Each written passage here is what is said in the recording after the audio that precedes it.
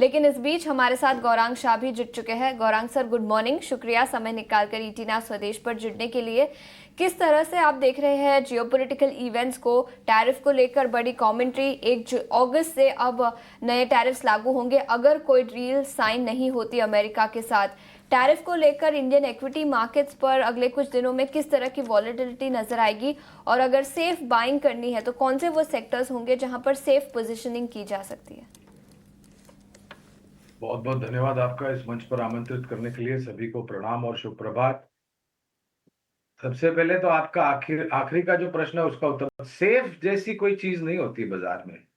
अ, अगर बाजार में अनिश्चितता का वातावरण होता है तो सभी क्षेत्र, सभी शेयर्स धराशायी होते हैं।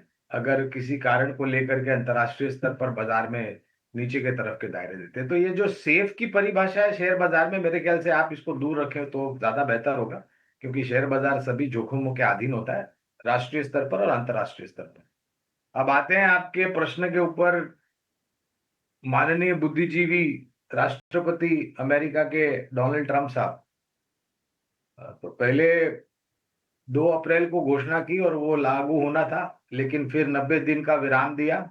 9 जुलाई को लागू होना था, अब अगस्त की बात कर रहे हैं, तारीख पे तारीख दे रहे हैं। वो अब देखना अनिवार्य होगा कि किस प्रकार से आखिरकार ये ढांचा खड़ा होता है टैरिफ का अमेरिका की तरफ से 180 देशों के ऊपर, 180 से ज्यादा देशों के ऊपर 10% अतिरिक्त टैरिफ की बात करी है। एंटी ब्रिक मतलब अमेरिका के खिलाफ अगर कोई भी देश कुछ ऐसे कदम उठाता है या ऐसी संस्थाओं को सहारा देता है, एंटी अमेरिकन ब्रिक्स वो बोलते हैं, जहां पर भारत और रशिया, ब्राजील, चाइना वगैरह का जो भी सवाल है, इंडिया का सवाल है, भारत का सवाल है, तो 10% अतिरिक्त टैरिफ लगाने की बात करें। मेरे ख्याल से समय देना चाहिए उनको, शायद उनकी बुद्धिमत्ता थोड़ी देर से काम करती है। हमारे सरकार ने, भारत की सरकार ने बहुत ही स्पष्ट रूप से कह दिया है कि कुछ जगहों पर जहां पर वो दबाव डाल रहे थे भारत सरकार के ऊपर, उदाहरण के तौर पर dairy products and GM seeds को लेकर के कृषि उद्योग में, वहां पर पूर्ण रूप से भारत सरकार ने कहा है कि किसी प्रकार का बदलाव नहीं होगा और हम हमारे किसानों के ऊपर किसी प्रकार का दबाव नहीं डालना चाहेंगे। मेरे ख्याल से ये पूरा जुलाई का महीना है, ये इस गतिविधि के ऊपर केंद्रित होगा। लेकिन मैं उत्साहित हूँ।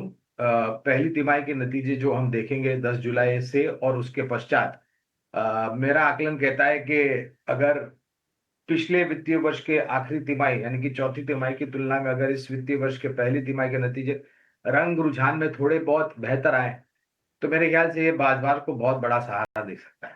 देखिए, टैरिफ को लेकर के एक बार प्रतिक्रिया दे दी, 2 बार दे दी, 3 बार दे दी, बार बार शेयर बाजार उसके ऊपर प्रतिक्रिया नहीं देता है, और आखिरकार वो ढांचा क्या देते हैं राष्ट्रपति ट्रंप पूरी दुनिया को टैरिफ को लेकर के, वो देखना अनिवार्य होगा।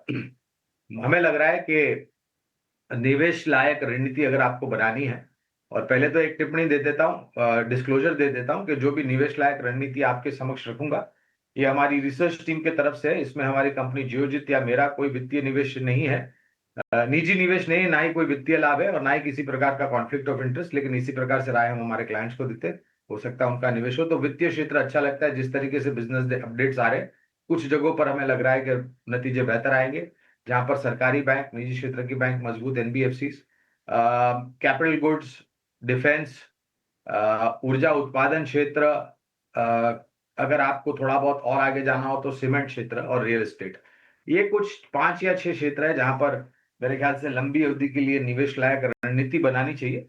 अगर अंतर्राष्ट्रीय स्तर पर किसी प्रकार की खबरें नकारात्मक आई, बाजार में थोड़ा बहुत नीचे की तरफ के दायरे देखे, तो इन क्षेत्र में दिग्गजों पर ध्यान रखते हुए आपको शुरुआत करनी चाहिए। सारे सेक्टर्स जहां पर नजरिया पॉजिटिव है और अगले 1 महीने में काफी वॉलेटिलिटी नजर आ सकती है। ग्लोबल बाजारों से अपडेट्स और अर्निंग्स और नतीजे किस तरह से आते हैं उस पर भी मार्केट के मूव्स निर्भर रहेंगे।